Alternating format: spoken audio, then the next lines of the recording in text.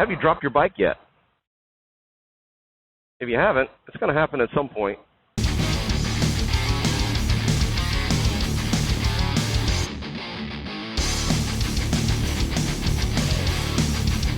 Doesn't matter how long you've been riding, at some point you're going to drop your motorcycle. Let me be very, very clear about what I mean by drop. I'm not talking about laying down your bike, hitting a patch of sand or something and having the bike slip out from under you. That's different. That's going to cause a lot of damage and shit. What I'm talking about is just a mistake. And so I thought while I was riding out to Locust, North Carolina today to meet up with David, I think he'll help him do something at his mother-in-law's house. I figured I would, it's a gorgeous day, so I figured why not make a video and tell you all about some of the things that I've seen, at least the top 4 ways that I've seen people drop their bikes. If it's happened to me, I'm going to say it's happened to me. If it's happened to other people and I've just witnessed it, I'm going to not mention any names in order to protect the innocent. I think that's fair. So let's start with number 1.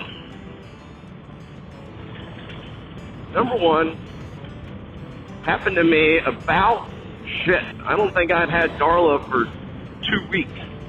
I'm turning into a parking lot that I go to all the time so I can go to the grocery store. And as I turn in, there's someone pulling out in their car and they've decided they're going to take up, both lanes. So as I've got the handlebars turned, I have to do something that you should never do on a motorcycle. I slam on my brakes with the bars turned. And yep, the bike fell right over. And that is what's going to happen. If you're stopping your motorcycle intentionally and your bars aren't straight, you are significantly increasing the risk of the bike falling over. And these bikes ain't light. If you're riding, something like, Darla's over 800 pounds when she's fully fueled. And, all the fluids are in her. That doesn't even count the weight that I've got when we're traveling. But that was number 1. Number 2 also happened to me. And it was, again, just a stupid mistake. I'm pulling out of a place and I have to stop to wait for traffic. And it's the color of the asphalt has made it hard to see what's on the asphalt. That's a good way to put it. I put my feet down, and yep, a foot slips out from under me because I'm putting it down on, what was really, really small gravel and sand. My foot slipped right out from under me, and, the bike fell over. So those are the 2 that have happened to me. I have personally witnessed this happening, and it was kind of strange, honestly. We're pulling into it. We're on the road. We're on the road, pulling into a gas station, and one of our party really needed to use the bathroom. You know how that goes. Really has to go. And it was cold that morning, so we've got, long johns, riding pants, and leathers on top of them, like riding jeans and leathers on top of them.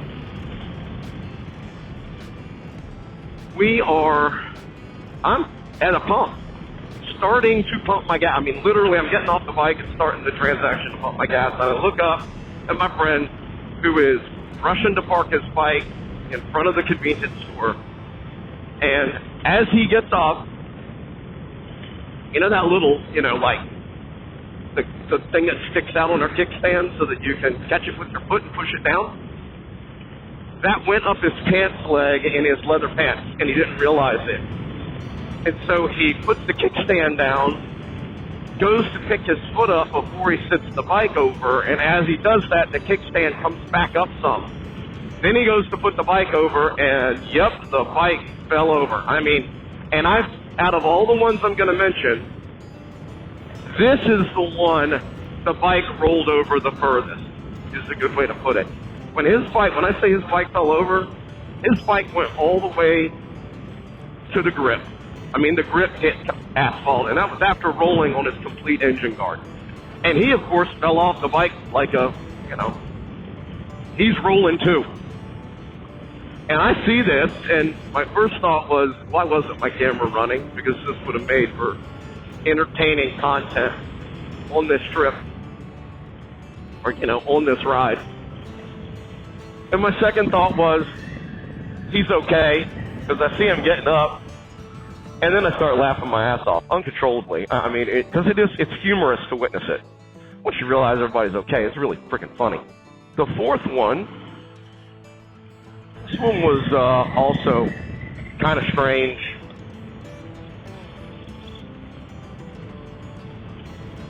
We're riding, and it's super windy. It's a super windy day.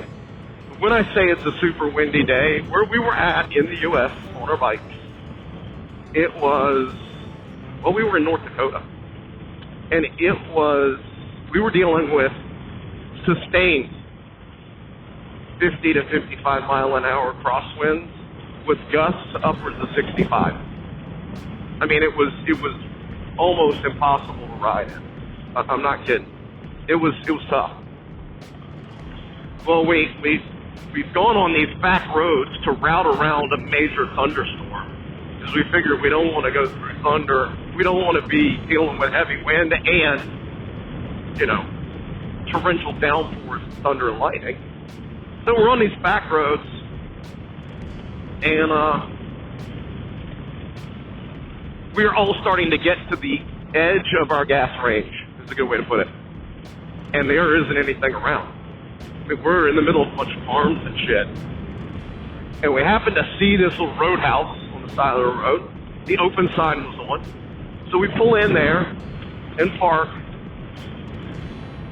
The guys start Googling and looking on their phone to see where the nearest gas station is.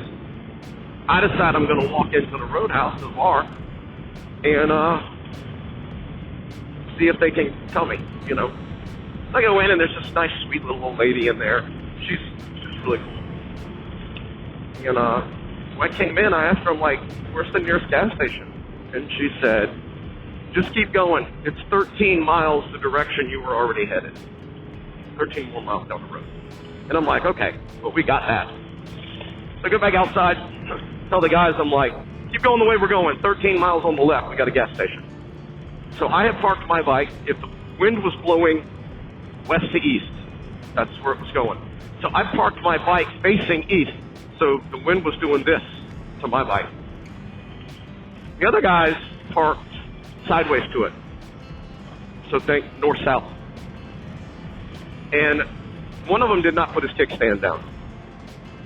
And as he's putting his phone back on his bike and getting the CarPlay to reconnect and all that shit, the wind gusts change a little bit. And what I mean by that is the wind kind of backs off for just a couple seconds. It goes almost to nothing. And he had been leaning the bike because the wind was pushing it the other way. When the wind stopped, the bike fell over because he had it leaned over to such an extent that he couldn't hold it up. And his fell, probably out of all of them, his fell the slowest. That was the slowest fall and the least fall. It barely hit the engine guard before we caught it and pushed it back up. Again, didn't have the camera running, so couldn't catch it. So those are 4 ways that I personally witnessed. There's many more, I'm sure. At least the stopping with your handlebars turned and slipping on gravel. Those are the things I see the most. The wind one was weird. The kickstand one, though, I'll give you a bonus. Here's the bonus.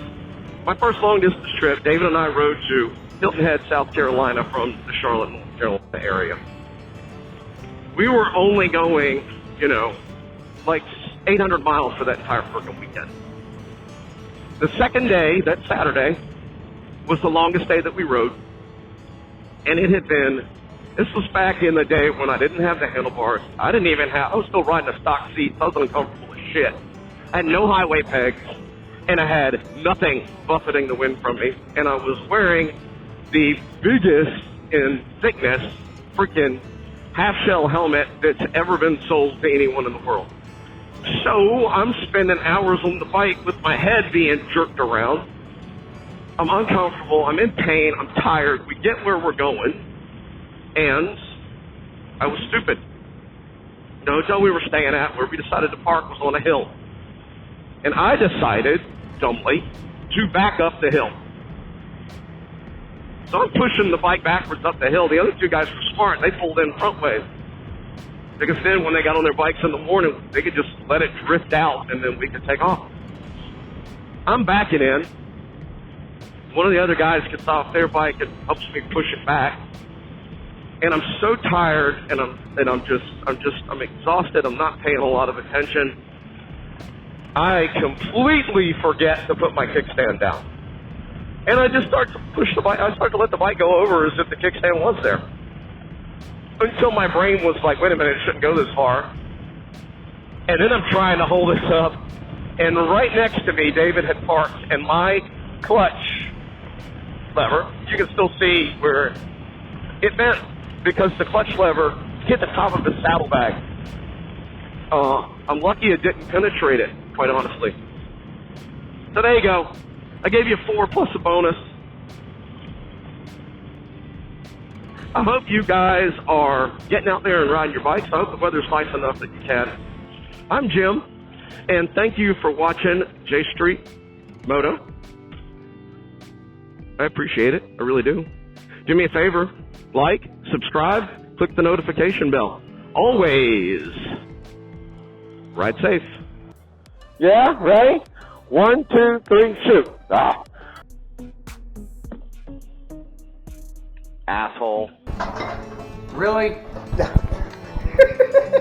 Peace out, bitches!